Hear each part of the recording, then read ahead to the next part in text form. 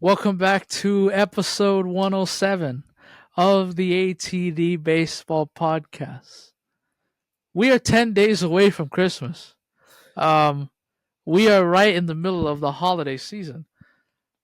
And with that, there are signings and there have been trades in the last week. Um, we will get into all of that. But before we do that, of course, always, myself and Kyle. How are you doing today, Kyle? I'm doing good, man. My my team has been in the news, man. Plan B's in full effect. Kind of missed out on one of these guys, but we'll talk about that obviously. Um, Other than that, man, I'm doing good. Kind of business as usual. I kind of wish that this free agency would pick up a little bit more. Most of what we're Yeah. going to talk about today is basically the trade market. Um, Three out of the four guys that we're going to talk about were traded, and they're significant trades. So I'm really excited to talk about these. These are no just little finding things to talk about. No, like we got news today, so I'm excited about that. On that, man, I'm doing pretty good. How are you doing? Doing good. Uh, Side note, I was able to enjoy a nice Laker game yesterday. Saw that. Yeah, very nice to see the King once again, my glorious King in action, and yeah, the Lakers. Yeah. Um, but other than that, I've been okay. I mentioned this before we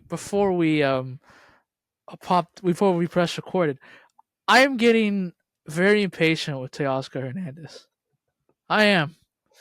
Like, do you want to be here or not? Like, listen, I understand. Like, listen, I'm not, you know, I'm a Dodgers fan. I love the Dodgers. I honestly think the reason why he hasn't re-signed yet because the Dodgers are lowballing him right now, which I'm not a fan of that. Now, listen, I don't think you should just I'm not saying give him the Juan Soto treatment and say here's a blank check, right? Whatever you want. I don't think it's that, but I really thought Teoscar was going to be re-signed or at least be with another team by now. Oh yeah. So I'm getting kind of annoyed here. Do you want to be a Dodger or not? Like, just please let me know. Like, we're talking about Plan B today, and not with pregnancies and stuff like that. We're talking Plan B in the baseball sense, not the other one. That's life. That's a life thing. That's a life. I don't know what I'm trying to say. You get the idea.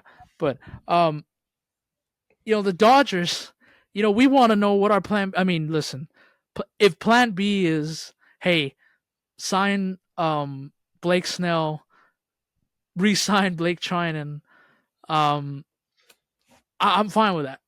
It's a good Plan B so far, but I really want Teoscar Hernandez back in this Dodger lineup, man, in the Dodger uniform, and I hope they get it done. Apparently, according to people, now listen, Vassay screwed me 2 weeks ago because he said it was basically a done deal. Now he was like, oh well, things happen. It's like, well, dude, just die on the sword, man. That's all you got to do. Die on your sword. But apparently, they're being close. He's getting close to being re-signed. Hopefully, the team and his agent can come together. But the point is, I'm enjoying myself, but I'm very annoyed by Teoscar Hernandez right now. I want him to re-sign with us. Understandable. I mean, I would too. In my mind, going into free agency, Teoscar Hernandez was the second best outfielder available. And I feel like that's clear cut. Obviously Soto, he's in a league of his own, but Hernandez is such a good player. And we talked about Hernandez before. Like this is a guy who brings more than just his play onto the field, especially in that Dodger lineup. So I totally get where you're coming from. And it's also like it's not, like Tyler O'Neill was already signed. So your Yes, your outfield options are starting to get they're starting to dwindle. That's what it's coming down to. So it's kind of like Teoscar or bust at this point. not that I would ever be on this show, but I'm like the Bachelor, like the chick. Yeah, like the girl is, she's taking a sweet ass time trying to pick between which rose to give to what dude. It's like, will you just hurry up and pick already so I can go home or I can, continue to try and charm you into winning this thing? Like, that's what I am right now with Teoscar. Like, it's like either resign or not. But Anyways, we're not talking about him today. Um, we are talking about some trades. Um, you mentioned it. It seems like all the moves that have occurred were all trades. Garrett Crochet finally got moved. Seems like he had been in trade talks for like the last 2 to 3 seasons. Um, Kyle Tucker, Kyle Tucker got traded. That was a big deal. That I think right around early morning Friday, it was like it's not a matter if, it's a matter of when he was going to get traded. And why am I blanking on the last person? Devin Williams. Devin Williams. There you go. Because he's with the Yankees. That's why. Um, and there is a signing, Hmm. Max Fried. So we'll get into all that. But Kyle, where do you want to start? I'm Let's completely I'm completely okay with you taking the floor with your Yankees and Plan B. And okay. no, Kyle did not have to go to CVS for this Plan B. I luckily I did not. Um, yeah, so we'll start with the Yankees two guys, right? So we'll go with we'll go with Max Fried first here. He was the only signing, so we'll get him out of the way. 8 years, 218 million, I believe is what it was. Um, yeah, I'm not necessarily a fan of the years and the money that we're giving this guy, but the Yankees, the way I'm looking at this, right? The Yankees have money to spend and they're okay with overpaying for some of these guys. And I think they're really focused on the AAV aspect of Fried's contract, right? So there's no deferrals, obviously, there's none of that. This is a straight cut deal, 8 years, 218. That is what Fried got. And I believe the math, if I'm calculating correctly, comes out to 28 million a year. That is what Carlos Rodon is making. So you got two lefties in that rotation who are making $28 million a year. Um, we all know about Carlos Rodon, right? He's definitely taken a step back since joining the Yankees. He's not like that for sure ace that he was in Chicago and even San Francisco. But this is what makes me extremely excited about this rotation. You look at this rotation, right? So it's obviously Garrett Cole. He's slotted in as number one. In my mind, I'm going Fried number two. You got a power righty followed up by a power lefty, right? Max Fried's no pushover here, right? Like he does, yeah. Was it a bit of an overpay in my opinion? Yes, but I don't think it's that far off from the market that what these guys are getting. I can only imagine what Corbin Burns is going to get, and Max Fried is a guy who we actually we made a post about this the other day. Um, Max Fried and um, and Garrett Cole, obviously 1 and 2 in the Yankees rotation. They are both MLB ERA leaders since 2019 with a minimum of 800 innings pitched. We're not talking about no season 100, 200 innings pitched here. These are two workhorses who can give you longevity in a game and in a season as long as Max Fried can stay healthy. That's another one of the concerns. But Garrett Cole with his 2.98 ERA and Max Fried with his 3.06. You know, these are proven guys at the top of that rotation. And I think Max Fried is sliding in perfectly. I think he has the ability to be an ace. And sliding him at number two makes me excited. After those two guys, then you're going to either Carlos Rodon or you're going to the AL Rookie of the Year right now in Luis Gill. These two.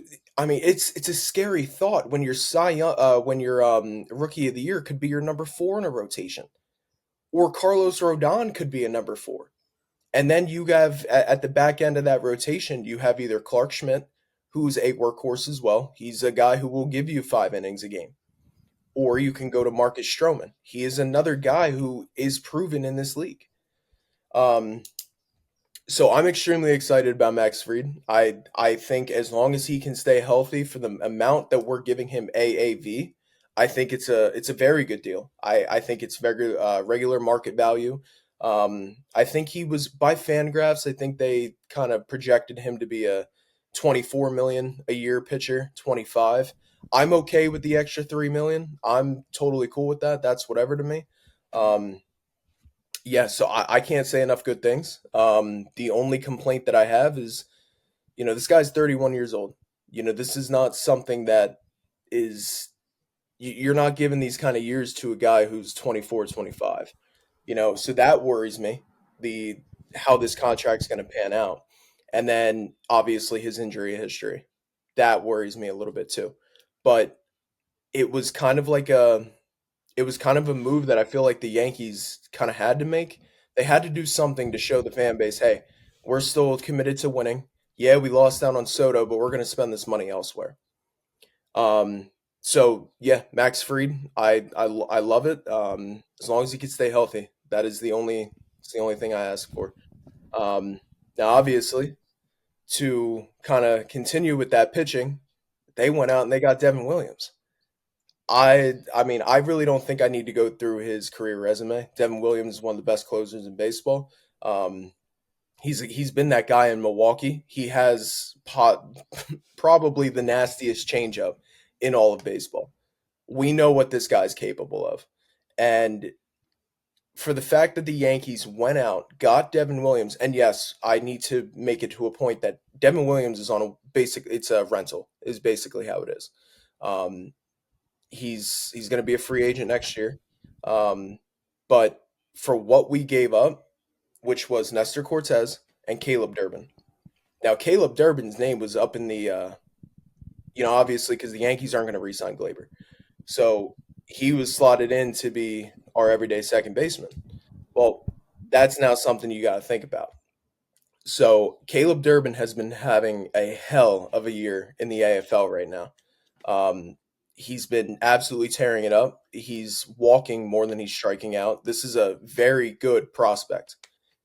Now, kind of playing devil's advocate here, I think the Yankees did a damn good job at hyping this kid up to be able to say, you know what, yeah, we'll throw in Nestor, but your prize piece here is going to be Caleb Durbin, who is a everyday MLB starter, is how the Yankees hyped him up. Now, is he going to pan out? You never know. But we're getting Devin Williams out of it, so at that point, it's kind of worth it to me. So we basically flipped Nestor Cortez and Caleb Durbin for one of the best closers in baseball, and when healthy, one of the best starters in baseball. So this bullpen is looking much better, and also Clay Holmes too because he's out of there. So we flipped those three guys for those two. Um, I'm extremely excited about these two moves. I'm daydreaming about the time when Luke Weaver comes in for the seventh and the eighth inning, and then you got Devin Williams closing it down in the ninth. That's that's all you can really ask for. You go from Freed going 5 6 innings, then you go to Luke Weaver, then Devin Williams. I can't complain about that. That's pretty much how you shape it up. Since we're on the topic, I kind of want the Yankees to now, obviously second base. That's a thing. You need an infielder here, and I would also like an outfielder. I told you my plan B, but we're gonna be talking about Kyle Tucker. He was on it. So in my mind, I want either Teoscar Hernandez or I want Cody Bellinger. You swing one of those guys to place him in the outfield to get another bat in there. And then this might shock a lot of people, but I'm now on this train where I want Alex Bregman. I I want Alex Bregman, but I don't want what the reports are saying he's gonna get. That's what's kind of tearing me apart a little bit. Because you could also play Cody Bellinger at first base. You also need that. So um, yeah, I mean, based on these two moves that the Yankees made with Max Fried and Devin Williams, I'm extremely excited about them. You're slotting two of the best of what they do into this pitching rotation and to the bullpen. I can't complain about that. There's not much else for me to say. I'm extremely excited about these moves, and yeah, just keep going. Now we need to address the lineup. That's where the difference is now. You address pitching, now go to offense here. This is where we need to get some bats in there. But other than that, I can't complain about these two moves. Yeah, and you shouldn't. And the thing that I like about what the Yankees did, they made these trades and the signing very quickly after Soto. Like Yeah. it was very clear that the Yankees were not they were not you know on the ground knocked out for very long. When they found out Soto was going to be a Met, all right, fine, go get Max Fried and let's trade for Devin Williams. So, um, very nice response by the Yankees. Here's the thing that would make me the difference between the two lefties that signed this off season. I really believe, and listen, I'm a Dodger fan, so I hope I hope we can get a full 5 great years out of Snell. But I do think Fried is going to age a little bit better in the Hmm. long run, just because you've seen the velocity dip a little bit in his fastball because of injuries and because of his age. But Max Fried is more of a. I know he can blow stuff right by you, but he's also a finesse pitcher. Hmm. Works around the edges, doesn't mind giving up, the ground ball to get a double play or get an out. Snell is gives up a lot of walks, and he likes to blow the fastball right by you. And that's not going to be there for the rest of his career. So I do think if you're a Yankee fan, I do feel that Max Fried will age a lot better than Blake Snell. But yeah, like you said, this is a move that the Yankees had to make. You had to address the starting rotation. You can't. You saw it in the postseason. You can't lie to yourself and say, "Well, Carlos Rodon is clearly the number two." Clearly wasn't. Yeah. Just because you're slotted in as the number two guy doesn't mean you are the number two guy. And Agreed. you saw that throughout the postseason. Gave up a lot of home runs. I did a graphic on that. Yeah. Gave up the second most no doubt home runs this past season. Um, it was a good signing at the time, but I think having Rodon as a 3 or 4 guy, nothing wrong with that. Nothing wrong with that whatsoever. And to go off to Devin Williams, I mean, yeah, you have the for sure closer now. Yeah. Because you saw the biggest problem going into the postseason last year for the Yankees was that it was horrible timing. You had Clay Holmes who completely lost it and got stripped of his closing role. And the final 5 weeks of the regular season was literally an audition. Yeah. Who the hell else can step up and get 3 outs and win a ball game for us? It We're just so taking happens to right. be. It just happened to be Luke Weaver. Yeah. So now, like you mentioned it, you have the first sure closer. None of this, Luke Weaver. I mean, listen, Luke Weaver pitched very well in the postseason, and he was part of the reason why you ended up getting as far as you did. Yeah. Um, but now you have you don't have to mess around with the closing role anymore. Like Devin Williams is the for sure ninth inning guy now, and Luke Weaver can go back to being one of your first high leverage relievers that need to be used in the seventh or eighth inning, or possibly 2 innings. So, and that's the thing that the Yankees missed to me in this postseason, having watching them from afar before they got to the World Series and watching them during the World Series. They're missing that strikeout stuff in the bullpen. I'm not saying they didn't have it. Listen, the Dodgers listen, they had their moments where they were striking out a bunch against this Yankee bullpen. But now you feel like when Devin Williams comes out of the gates of Yankee Stadium and you're up by one, you're like, okay, I feel pretty good about this. Yeah. You know, not like with Luke Weaver. Like, listen, he earned being the closer in the postseason, but you knew he was one home run away from this completely falling apart on him and him losing all the confidence in the world too. Now you have a for sure strikeout, swing and miss guy as your closer. So well done by the Yankees, and I'd say they're doing a better job than what they did 10 years ago. So far, Yeah. they're using that money to good use, and they didn't screw around after Juan Soto, which that could have easily happened again.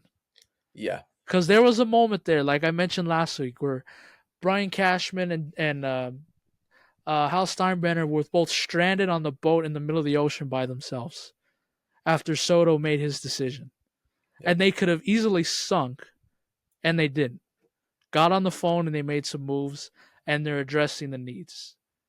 For right now, I think if obviously you just heard Kyle, there's still moves that need to be made. You got to address some of the lineup problems now, but for right now, on December 16th, if you're a Yankee fan, I think you got to be pretty pleased with how this offseason has gone so far. I know it sucks losing Soto, but I mean, had you signed him, you were going to be very limited what you were going to be able to do after that. So at least now, you know, so far, what are we like 6, 7 weeks into the offseason now? Yeah. I think if you're a Yankee fan, you're pleased with where it's going right now. But No. there's still work to be done.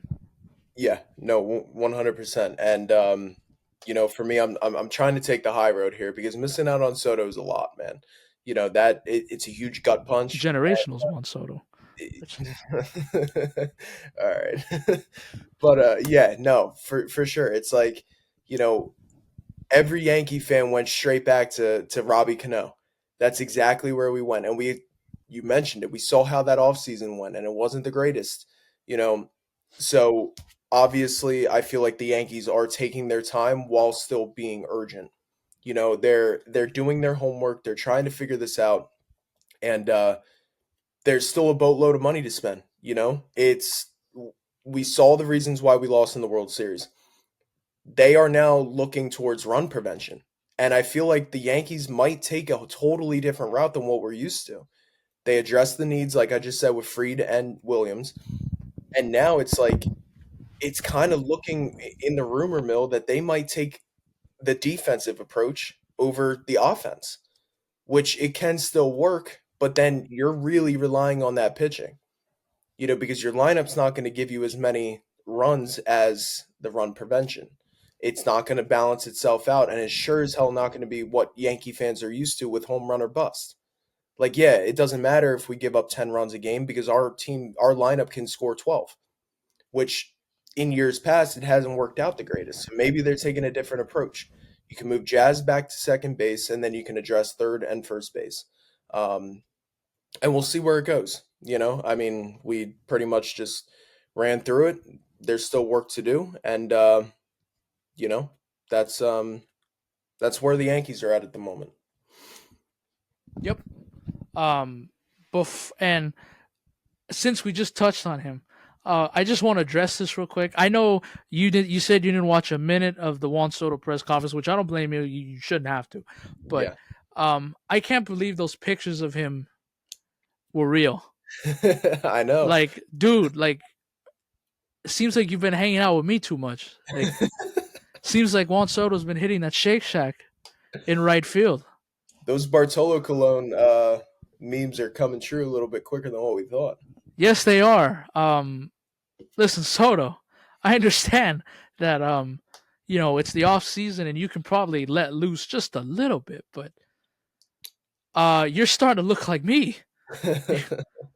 Let's tone it back a little bit. I thought those were Photoshop, man. So did I. Apparently not. That jersey's looking a little tight, my friend. That's how I look in my jerseys too, or I'm starting to. Just trying to dial that back, but Soto, let's ease up on the Shake Shack and stuff. Let's get back to what we like to what we like to eat. Better stuff. But I just had to get that in there. I get that. Moving on, um, another trade that happened, and this is probably the most recent one because I think I have it on Friday. Kyle Tucker to the Cubs. How about it? Listen, I'm gonna tell you guys right off the bat. The full trade was the Cubs get Kyle Tucker, and the Astros in return were getting Isaiah Paredes, Cam Smith, and they were getting Hayden Wisniewski. Wisniewski. Um, Listen, it was a pipe dream. The Yankees were not getting Kyle Tucker. I think we saw that it was very clear in the beginning. The Astros and the Yankees Could they have done business? Yes, but they have to go through each other to win a pennant. And they've had multiple postseason series against each other already. And of course, we all know the 2017 stuff with the cheating, and Judge had some pretty strong comments to say about that after. It was going to take a lot for the Yankees and Astros to put that aside and say, let's do business with each other. And I think the Yankees obviously would have loved to have Tucker in their lineup, but they did not want to get screwed with one of their young prospects or a guy like Luis Gil who can easily flip it and he can screw the Yankees for the next 10 to 15 years. So it made sense why they chose not to do business with each other. Instead, he went to the Cubs. Just right off the bat, listen, man, I mean, I understand the Cubs have to make these trades, and I understand they have to do it. But after seeing what happened with Soto, you've got to be very sure that you're going to be able to get this guy back in your building after next season. Because I can promise you, after seeing what Juan Soto got this offseason, I guarantee you Kyle Tucker will not be signing any sort of contract extensions this offseason. I guarantee you, unless he just loves Chicago, Yeah. which I don't know, but he has to look at what Soto got and what probably Teoscar and Anthony Santander are going to get this offseason. He's got to be thinking like, dude, I'm going to play this out. I could play this out too. I'll take the Juan Soto approach. I'll test free agency like I should. So, but again, if you're the Cubs, I understand you have to do this. But like I said, you better be very sure that you're going to have a good shot to retain him. Because unfortunately, we've seen the Cubs have kind of been on the cheap end in the last recent years. Again, I did a graphic. Their highest signing ever, their highest contract ever was 8 years, 184 million to Jason Hayward. That was a long time ago. Yeah. There's no reason why the Cubs should be like almost 20th on this list. Like they should be the ones spending the 200, $300 million range. But um, we'll see. But if you're the Cubs, I think you had to do it. Like this division is very winnable. Remember, we had the Brewers finishing fourth in the division last year, and they ended up rattling 90 plus wins and winning the NL Central. Yeah. So if you're the Cubs, I think it's good. It's a move you had to make. It pleases the fan base for right now. Mm-hmm. But boy, they're going to turn on him so fast, and they're going to turn on the front office so quick. If a year from now he leaves and you get nothing out of it, you get a postseason exit, early postseason exit, or you miss the postseason again and underperform like you've had the last 2 years. But for right now, again, this is a move you had to make, and I understand it. And to be honest with you, kind of think you could have got more somewhere else. I really think the Cubs could have gotten more other places, but I mean the Astros, excuse me. I think the Astros could have got more somewhere else, but that's not what the Astros do, man. They don't give out contracts more than 5 years. So Yeah. let somebody else pay him. They got their championship out of it, and they got everything they could out of Kyle Tucker. So we'll see.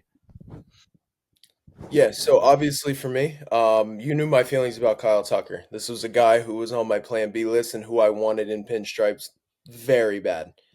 However, after hearing the reports, we knew that it would. I think the Yankees could have pulled off getting Kyle Tucker. I do. However, what they would have had to give up Not wouldn't have for been what. Dominguez.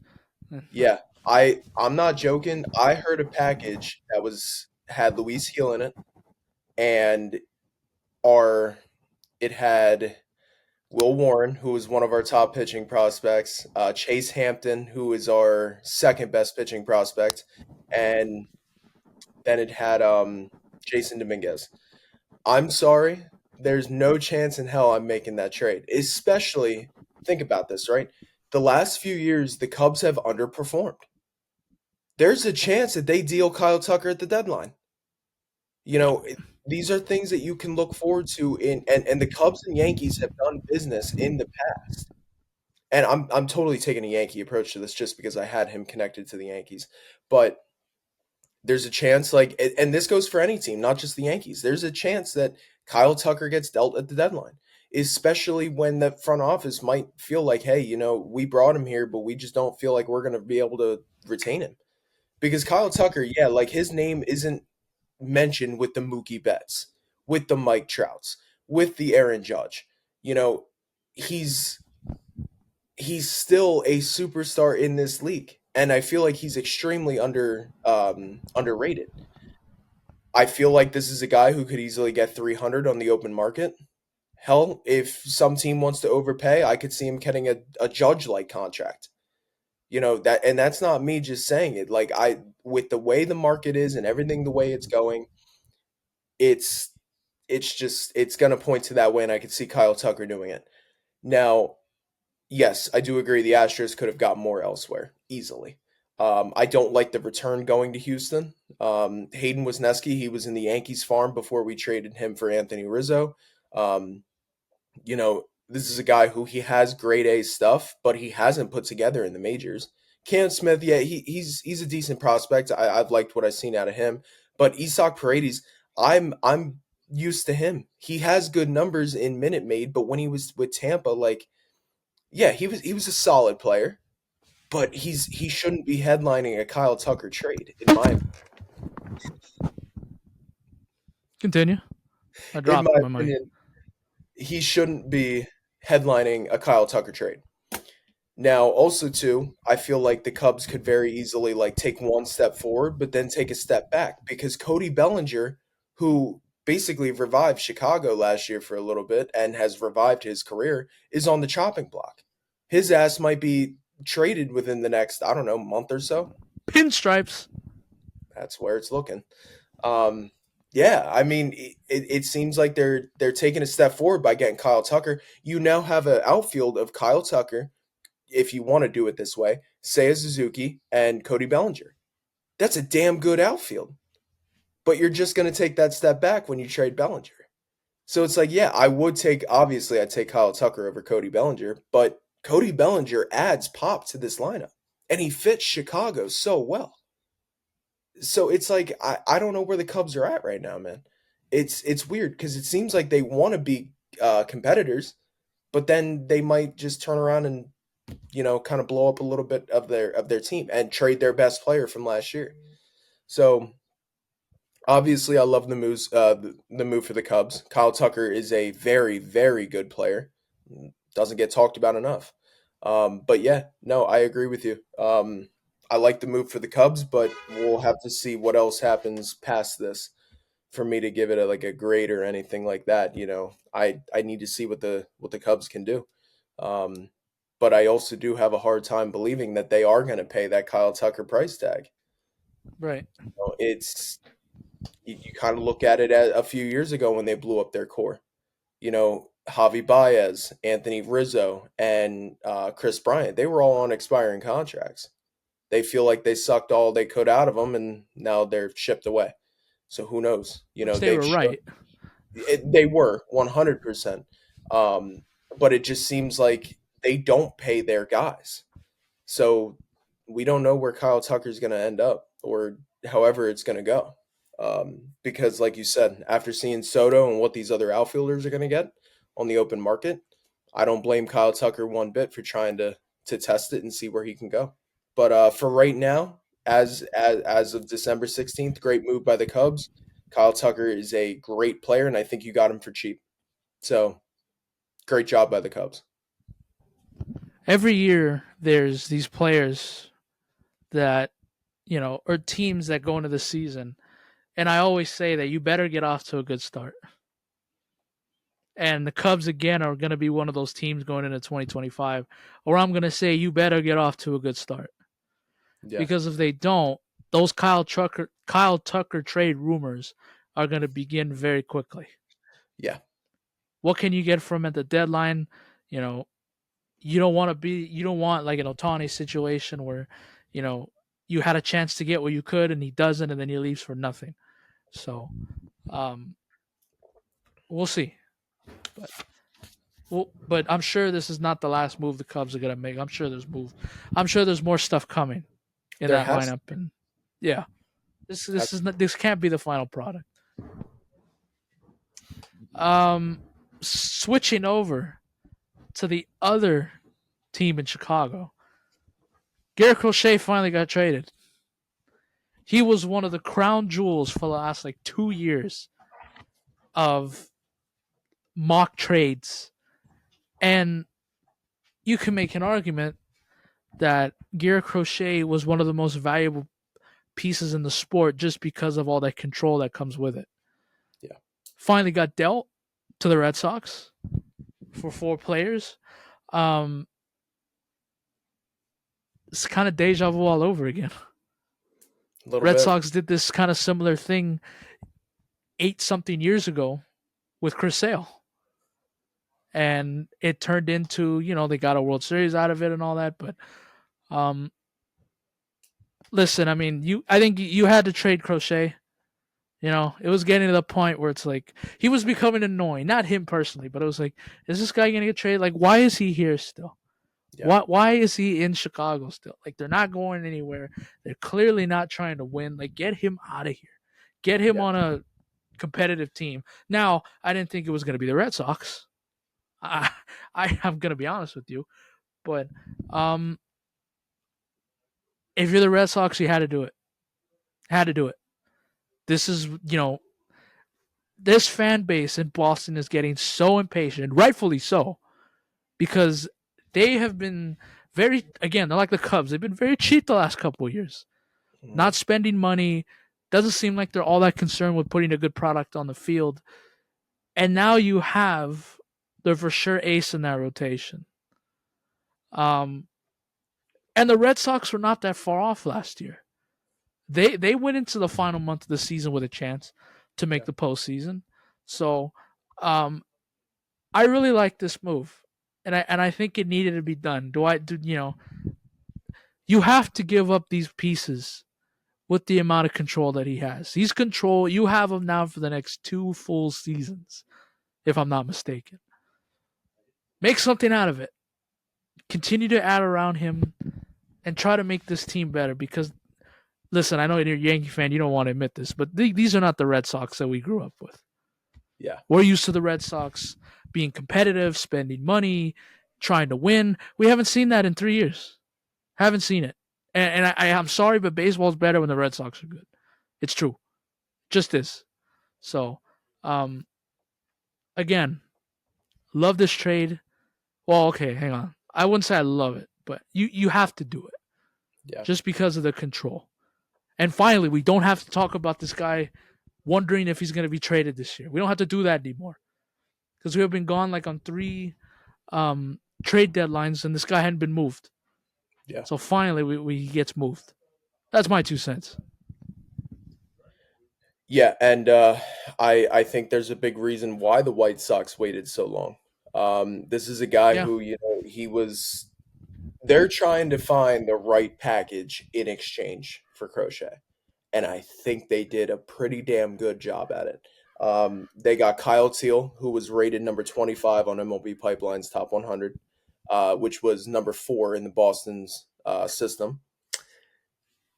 That's not even that's just the surface. They also yeah. got Braden Montgomery, number 54 overall prospect in all of baseball, infielder Chase Medroth, and um, Wickelman Gonzalez, who's the number You're not 14. getting any help with me. No. Mm-mm. So all 4 of these guys are in the top 15 of Boston's farm system. They are, in a sense, unloading the farm for Garrett Crochet. you Yep. know those Okay, so that this past year I spent the year with the Reading Phillies, the double A affiliate of the Philadelphia Phillies. I had media credentials all year round, and I went to a shit ton of Titans games. Well, when they played the Sea Dogs, Kyle Teal was there, and let me tell you, this guy is just as good as advertised. He is the real deal, and I think he's going to be a phenomenal player in baseball. And that's not even including Montgomery yet. I think the White Sox did a damn good job at getting a package back for Crochet, and I think that's why they waited so long. They wanted to make sure that they were getting the right pieces for this guy. Um, Now going over to Boston, as much as I hate to admit it, I love this move for him. Like you said, it kind of it reminisces on the whole Chris Sale thing. Garrett Crochet is, I believe I just saw he's 25. He's not even entering his prime yet. Nope. And they got two more full seasons for him. I mean, this is a guy who you slot in immediately to the top of that rotation, and you have a guy to now build that pitching rotation around. And it scares the shit out of me, to be honest with you, because Garrett Crochet is that guy. And I think he's not even, like I said, he hasn't reached his prime or his full potential, and I think he's going to do that in Boston. And we're going to see exactly what Garrett Crochet can do. Um, I could very well see him competing for a Cy Young in Boston. I could see him easily making quite like knocking on that top 10, top 5 pitcher in baseball kind of door. I think he has that potential, and I think he's going to. I think this is a overall great move for both sides. If I had to give you any negativity, I think Boston may have sent over just a little bit too much for Crochet, but what you're getting in return, I think, is going to be worth it for both sides. And at the end of the day, prospects aren't guaranteed. There's no guarantee these guys are going to work out. So you take the gamble, and I think both sides made out pretty damn good. So good job by the Red Sox. You got your ace. You got a guy in there who can now build that pitching rotation around. And for the White Sox, you have a much better farm than what you did before. And you are starting to actually, like, yeah, full rebuild mode, yes, but at the same time, you are now starting to get a vision for what your team is going to look like for the future, which I'm very big on. If teams are going to tank, that's fine, but make sure there's a vision behind it. And I think now the White Sox are starting to slowly get that vision. You got a boatload of good prospects in here. Let's hope they just don't fuck it up.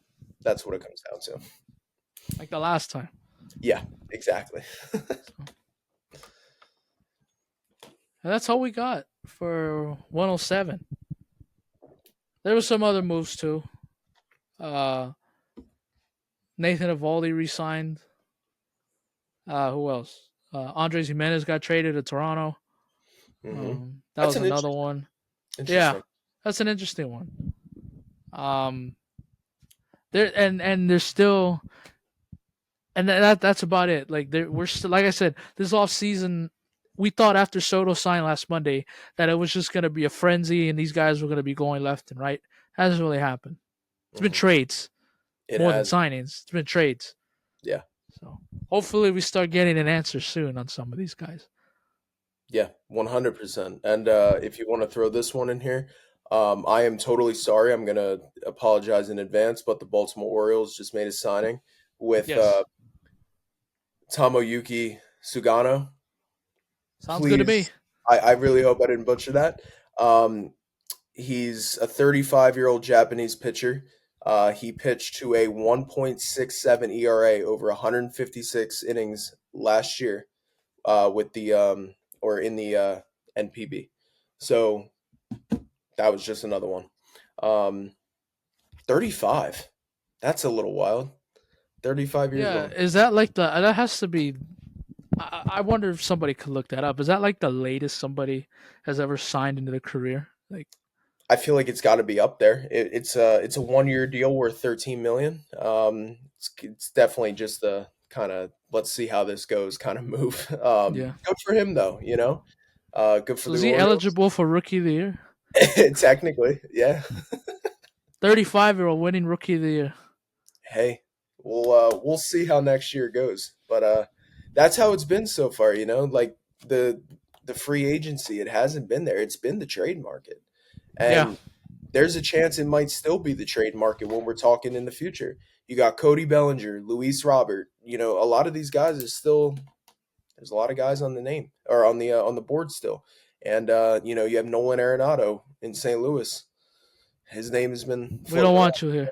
Sorry, Not anymore. you I'm not you sure if had your there's chance, man.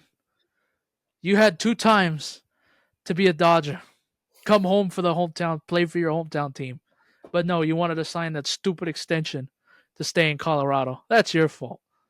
Too late now. Now we don't want you. I'm just glad the Yankees aren't one of his preferred destinations. So I'd I'll Go just to sit the back. Angels instead. Isn't that wild? Go to the Angels instead. The You defense. and I mean, I you feel like you you and Rendon can fight over who plays more games. I feel like the defense is still there with Arenado, but it's on the tail end. He ain't gonna be able to put up those platinum glove, moves over at third base for much longer. And his bat is obviously declining. So we'll see where he goes to, but we'll see what the trade market and with the free agent market. We'll see where it goes, and obviously we'll be talking about it. But that's what we got so far. Yeah. All right. That was episode 107. Next week, the last one before Christmas. So Yeah, hopefully we'll have more stuff to talk about. If not, we'll have like a fun kind of Christmas theme episode. yeah. I'm looking forward to that one.